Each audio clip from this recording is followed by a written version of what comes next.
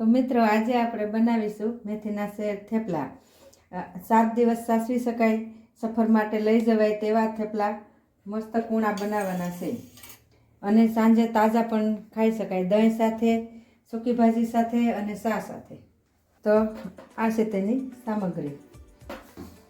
2 વાટકા લોટ લીધો છે ઘઉંનો ઝીણો, રોટલીનો, સુધારેલી ઝીણી મેથી છે, કોથમીર છે સુધારેલી ઝીણી, આ બધા મસાલા છે, હળદર, જીરું દળેલું, ખાંડેલી ચટણી અને સ્વાદ પ્રમાણે મીઠું અને તેમાં મોણ નાખવા માટે તેલ। તેલ થોડુંક ઓછું નાખવાનું એટલે સરસ મસ્ત પોસા બને, બહુ નાખીએ તો કડક બની જાય। તો મિત્રો આપણે હવે આ લોટ આમાં બાંધી લઈશું થેપલાનો। તો એમાં પહેલાં નાખીશું ઝીણી સમારેલી મેથી, 1 કપ જેટલી, 1 વાટકી જેટલી કોથમીર નાખીશું, પછી સ્વાદ પ્રમાણે મીઠું નાખીશું।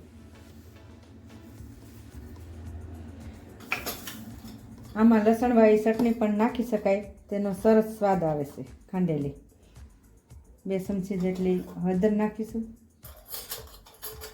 હિંગ નાખશું, 1 ચમચી જીરું નાખશું,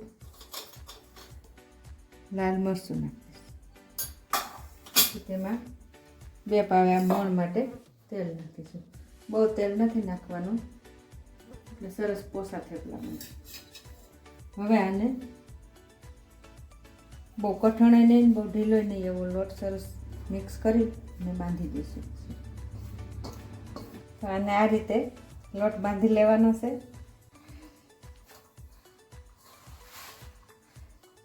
તો હવે આ લોટમાં 1 પાવું તેલ નાખીને એને સરસ રીતે મસળી નાખવાનો છે, આવી રીતે, એટલે સરસ કૂણો મસ્ત બની જાય। હવે આ લોટ સરસનો મસ્ત બંધાઈ ગયો છે અને 2 મિનિટ સુધી પડ્યો રાખવાનો છે એટલે સરસ કૂણ આવી જાય, પછી તેને થેપલા વણી નાખશું આપણે।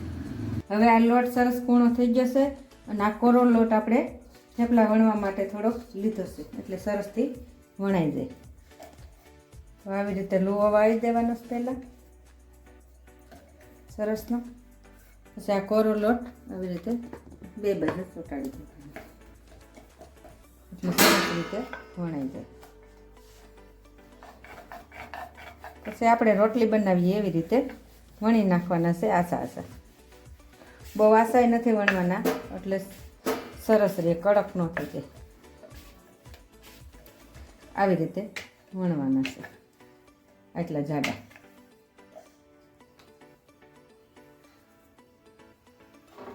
આમ ગોઠવી દેવાના, પહેલાં બધા વણી લેવાના છે, પછી તેને સોળવશું આપણે।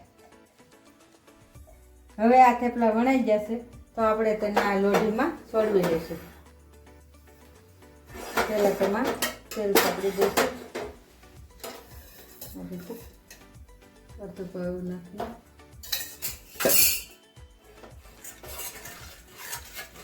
પહેલાં લોઢી તેલવાળી કરી દેવાની એટલે થેપલું ચોંટી ન જાય।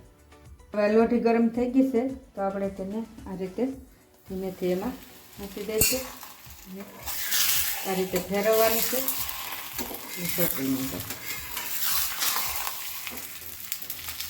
તેને આ બાજુ તેલ ચોપડી જવાનું ચમચાથી ધીમા હાથે।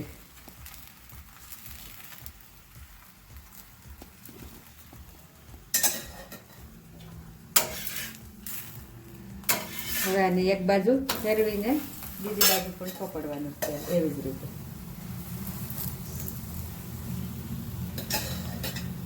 બહુ દાજવાન કાળા નથી થઈ જવા દેવાના એટલે સરસ બને આવી રીતે।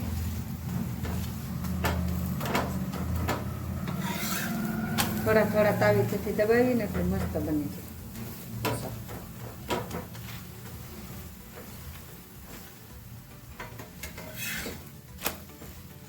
બહુ તેલ વાળા નથી બનાવવાના, પસપસતા સરસ કોરા બનાવવાના।